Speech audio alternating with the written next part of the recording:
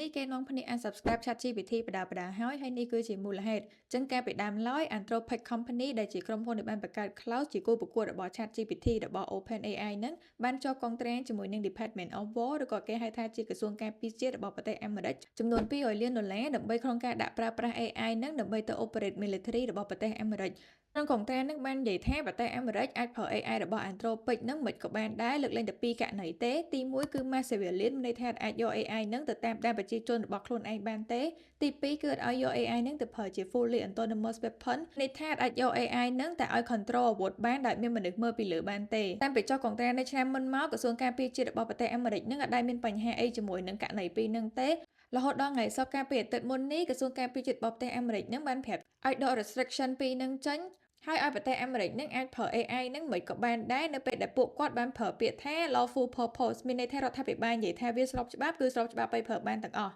CEO របស់ Anthropic Company នឹងគាត់ថាអត់ទេគាត់អត់ព្រមដកអាពីរនឹងចេញទេដោយសារអាពីរនឹងវាអាចប៉ះពាល់ច្រើនទី1 Massive Alien នឹងវាអត់ស្របច្បាប់ទេទី2តកតងជាមួយនឹង Fully Anonymous Weapon នឹងគេអត់អាចជឿជាក់ថា AI នឹងអាចយកទៅ control weapon នឹងដោយត្រូវ 100% ឬក៏ 90% ទេ